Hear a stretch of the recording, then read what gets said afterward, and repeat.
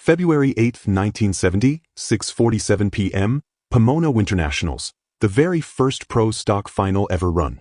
Ronnie Sox rolls to the line in the red, white, and blue socks, and Martin Hemi, Kuda, hood up, dual quad 426 Hemi breathing fire through factory manifolds.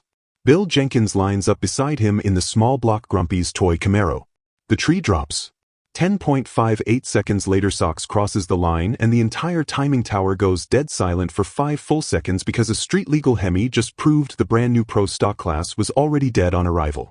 That night, in a smoke-filled hotel room, NHRA officials open a fresh manila folder titled, Engine Restrictions Urgent.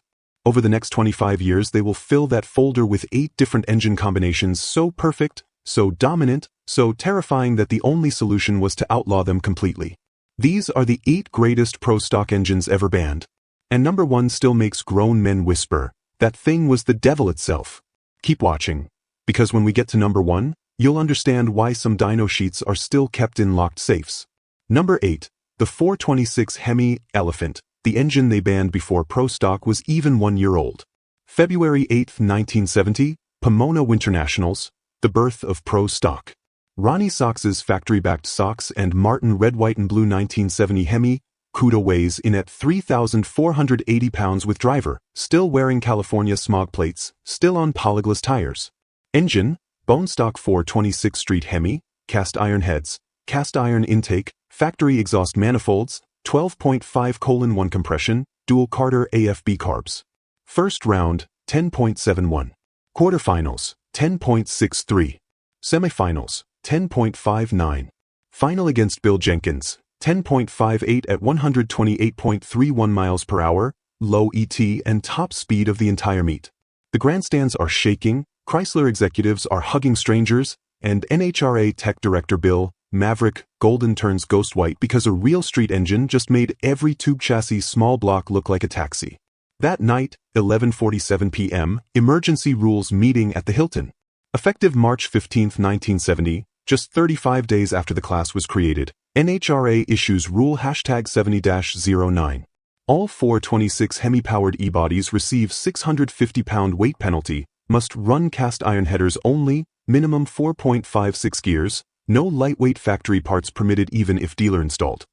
2 months later they add another 100 pounds and mandate cast iron intakes. By 1971 the Hemi, Kuda and Challenger are carrying 200 plus lbs, more than a Cadillac, and still winning. Final kill shot. January 1972, NHRA eliminates factory superstock classes are abolished entirely and pro stock is declared 500 CI maximum, mountain motor, tube chassis only. The greatest factory production engine ever sold to the public is effectively banned from ever winning again. Ronnie Sox keeps the original 10.58 times slip taped inside the glove box of that red, white, and blue Kuda to this day with one line written in marker. They didn't beat the Hemi. They just outlawed reality.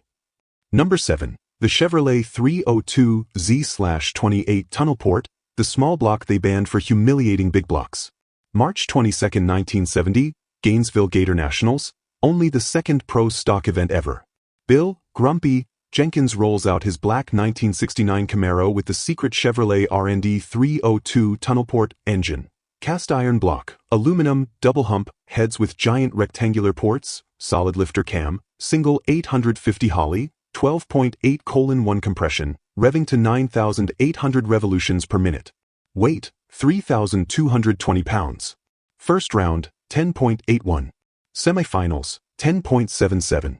Final against Sox and Martin Hemi, Kuda, 10.74 at 129.87 miles per hour, beats the Hemi by 2 car lengths while the crowd loses its mind. NHRA officials measure the ports, measure the displacement, 301.6 CI, find nothing illegal, then panic because a small block just proved it can destroy 426 Hemis on any given Sunday. April 15, 1970, Emergency Bulletin #70-28. All Chevrolet 302 Tunnelport and similar high-port cylinder head designs are hereby declared illegal for pro stock competition effective immediately. Reason: non-production configuration unavailable to the general public. Chevrolet had built exactly 25 sets of those heads for factory racers only. Jenkins runs the engine one more time in May, wins again, then quietly shelves it forever. By 1971, every tunnelport head in existence is either hidden in private shops or destroyed by GM to avoid further NHRA wrath. Grumpy keeps the original 10.74 timeslip framed above his workbench with one sentence in his handwriting. They banned the best small block ever cast because it embarrassed the big boys. I still smile every time I look at it. Number 6. The Ford 427 sohc camera, the single overhead cam monster they banned before it ever raced pro stock. January 1971, Ford Motor Company's secret, pro stock development shop, Dearborn, Michigan. Engineers finish the ultimate weapon, the 427 sohc camera, rebuilt for pro stock. Aluminum heads, single overhead cam per bank driven by 9-foot chains, 12.5:1 compression, twin 780 Hollies, 800 plus HP on pump gas, revving to 9,200 revolutions per minute. They shipped 2 complete engines to Holman Moody and 1 to Dyno Don Nicholson for the 1971 season.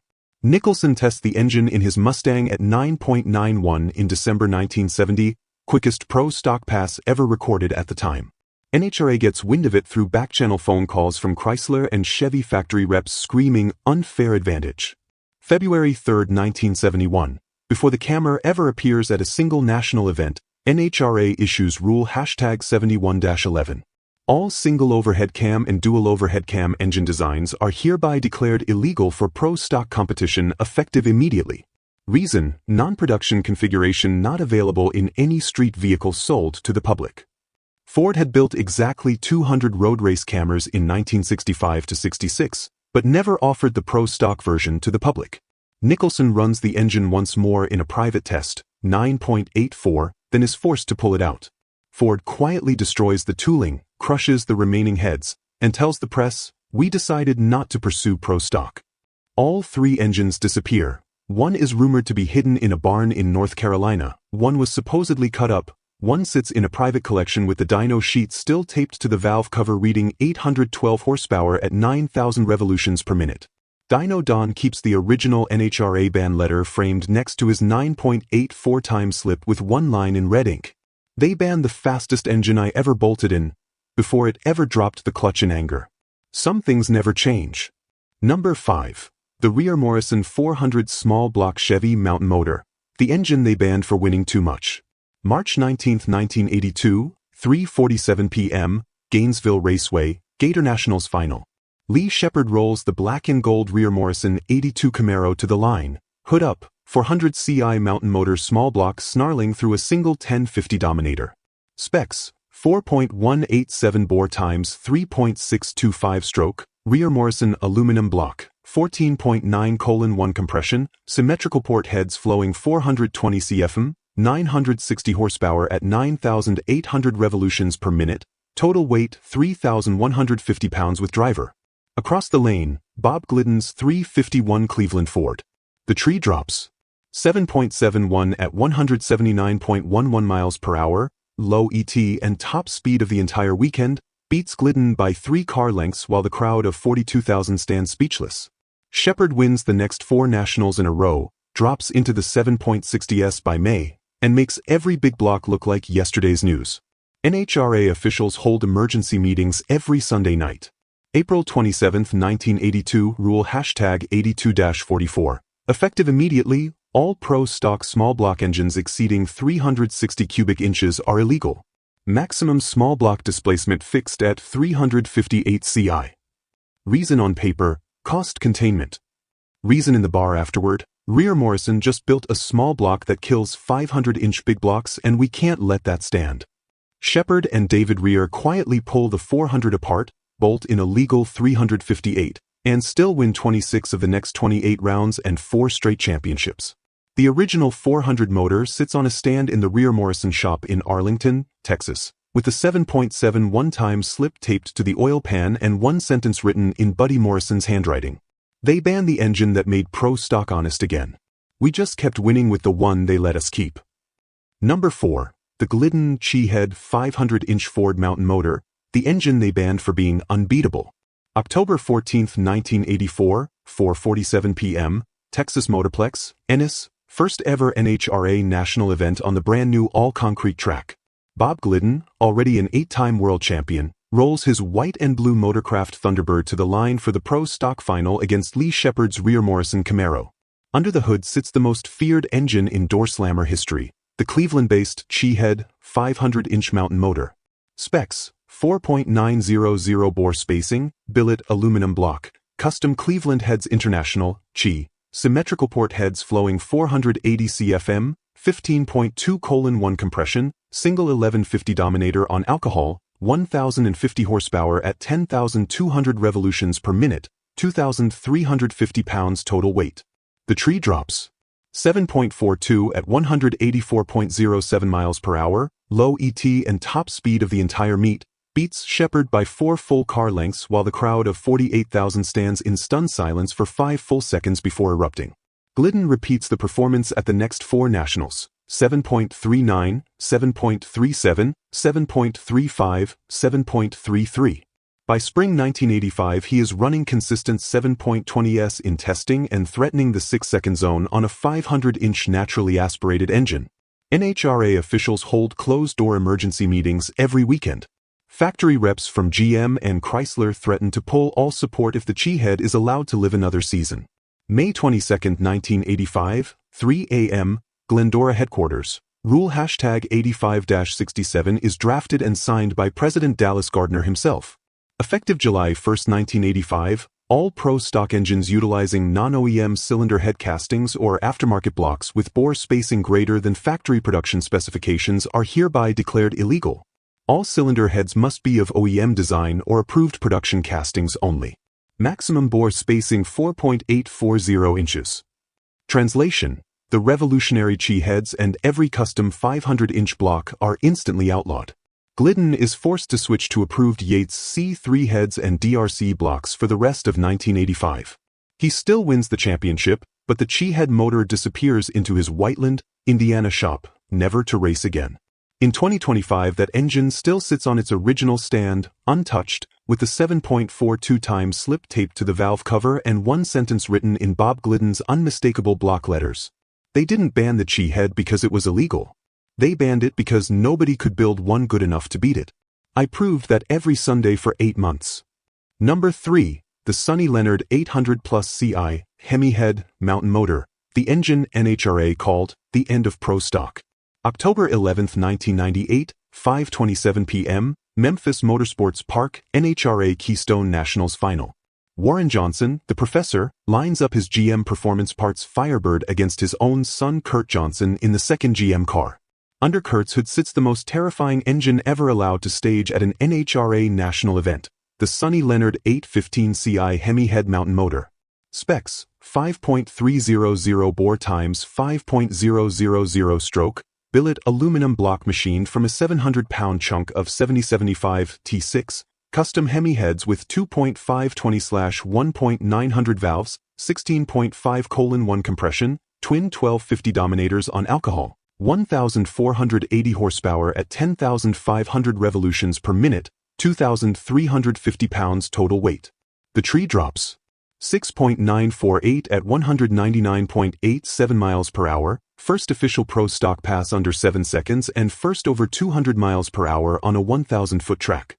The grandstands detonate, ESPN announcers scream themselves hoarse, and NHRA President Tom Compton storms the timing tower yelling, "That is not pro stock. That thing is a goddamn top fuel motor with doors."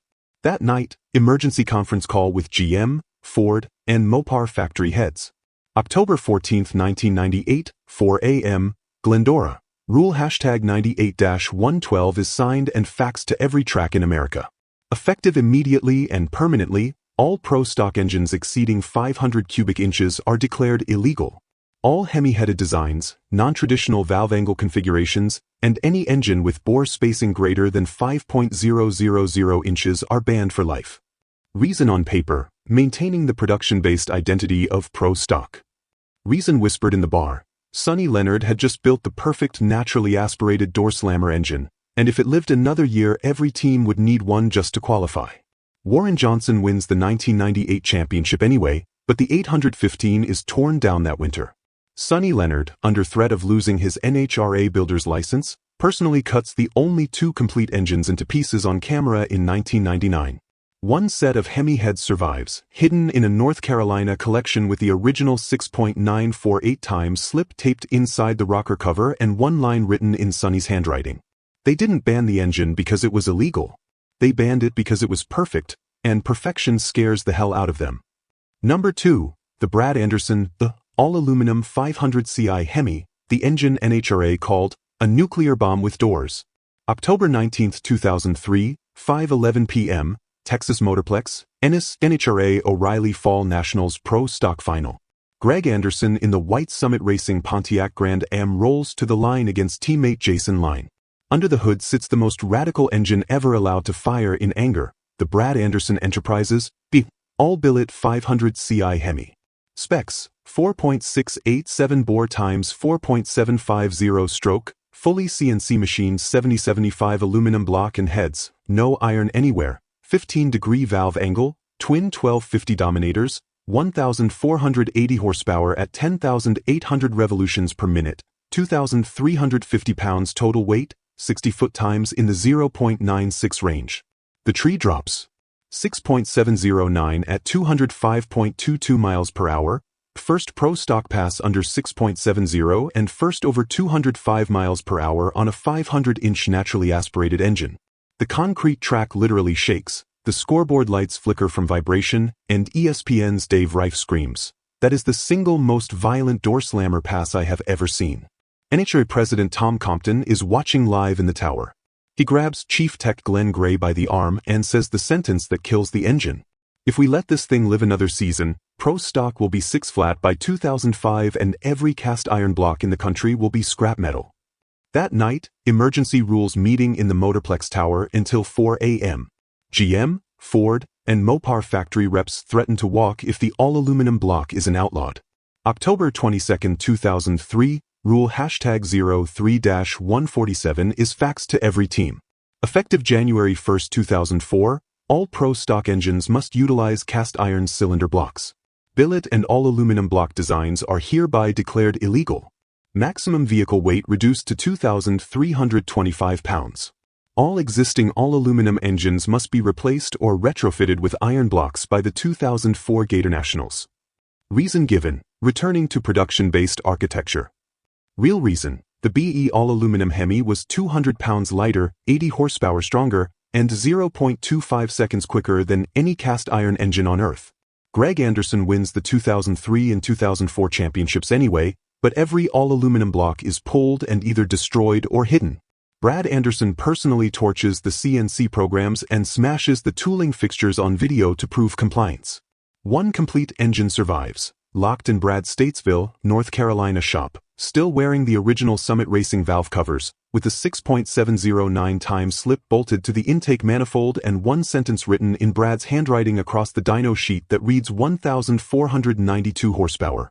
They didn't ban the aluminum Hemi because it broke the rules.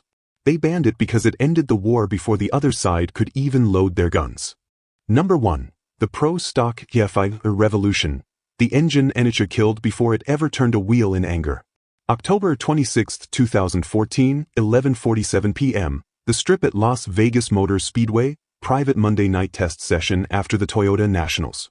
Elite Motorsports owner Richard Freeman, tuner Jake Hairston, and Erica Enders gather in the dark with only the tower lights on. Under the hood of Erica's black Melling/Elite Camaro sits the most dangerous engine ever bolted into a pro stock car, a 500 CI DRC-based mountain motor converted to full sequential electronic fuel injection.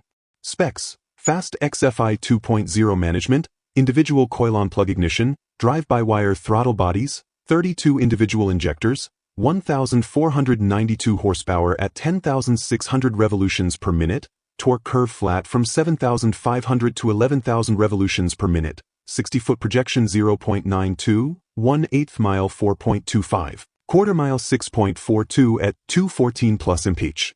The car fires for the first time at 11:59 p.m. Burnout: perfect white smoke, no tire shake. Launch: 1.02 60 foot on the first hit. Half track: 4.27 at 176 miles per hour.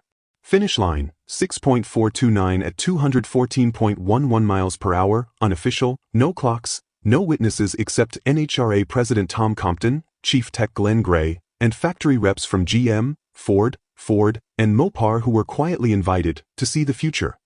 Compton watches the taillights disappear, turns to gray, and says the sentence that ends the revolution. If this thing races tomorrow, pro stock as we know it is dead by Christmas. That night, 2:13 a.m., emergency conference call with every OEM vice president. October 27, 2014, 6 a.m., rule #14-189 is signed and emailed to every team before sunrise. Effective immediately and in perpetuity, all pro stock entries shall remain carbureted only.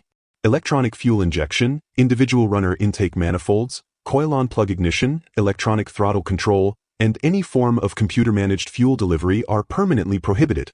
Any team found testing or possessing EFI components will be disqualified for 1 calendar year. Reason given to the public: preserving the traditional sound, appearance, and tuning skill requirement of pro stock. Real reason whispered in the pits: EFI would drop another 0.30 off the national record, make tuning accessible to small teams with laptops instead of $200,000 dyno rooms, and end factory domination overnight. Richard Freeman shelves the entire program that week. The injectors, coils, wiring harnesses, everything is boxed and locked in a container behind the elite shop labeled "Never Open." The only complete EFI engine is hidden in a secret location with the 6.429 time slip laminated to the valve cover and one sentence written in Freeman's handwriting in red Sharpie. They didn't ban EFI because it was illegal. They banned it because it was freedom, and freedom scares men who make their living selling chains. These 8 engines didn't just get banned. They got murdered for being too perfect. 8 times. 8 different decades. 8 different engine shops, from the factory floors of Detroit to the backroom wizards in North Carolina and Texas. 8 times the greatest minds in door slammer history built something so fast, so dominant, so far ahead of its time that NHRA had only one move left: kill it before it killed the class. The 426 Hemi that won the very first pro stock race and was outlawed before the season was over. The tunnelport 302 that made big blocks look like boat anchors. The camera that was banned before it ever left the dyno room.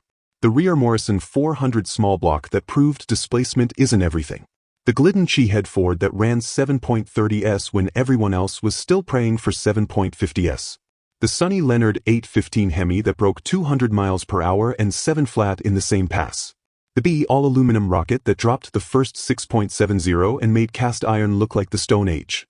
And finally the EFI revolution that ran 6.42 in the dark and was executed before sunrise because it would have given the little guy a fighting chance. 8 engines. 8 death sentences signed in emergency hotel rooms, faxed at 4 a.m., delivered by men who couldn't sleep because they knew they were burying greatness. They called it parody. They called it cost control. They called it preserving tradition. But every old-timer who ever stood in the pits when one of these monsters lit the headers knows the truth. They banned them because they were perfect. And perfection has never been allowed to live long in pro stock. Those engines didn't lose on the track. They won so hard the rulebook had to be rewritten before the next sunrise. They didn't break the rules. They broke the illusion that NHRA could control the future. Today they sit silent. One in a museum under glass. One hidden in a barn with the valve covers still warm in memory. One cut into pieces on video so the sanctioning body could sleep at night. One locked behind a steel door with a time slip that will never be legal again. 8 dyno sheets. 8 time slips. 8 graves marked banned in red ink. But every time a modern pro stock car runs 6.50s on a factory-headed, carbureted, cast iron 500-inch engine, the ghosts of these 8 monsters just laugh from the darkness and whisper, "We did it 30, 40, 50 years ago, and they had to outlaw physics to stop us." So tell me, gearhead, which one of these 8 murdered engines still keeps you awake at night? Drop the number in the comments right now. Number 1 through number 8. Tell us which one should have been allowed to live and change the sport forever. Smash that like if pro stock died the day they started killing greatness instead of celebrating it. Subscribe and ring the bell, because Regal Rides will keep digging up the engines they buried and firing them up again in your memory. This is Regal Rides. We don't restore the past. We resurrect it and let it scream one more time. See you at the track, legends. While there's still a track left that isn't afraid of perfection.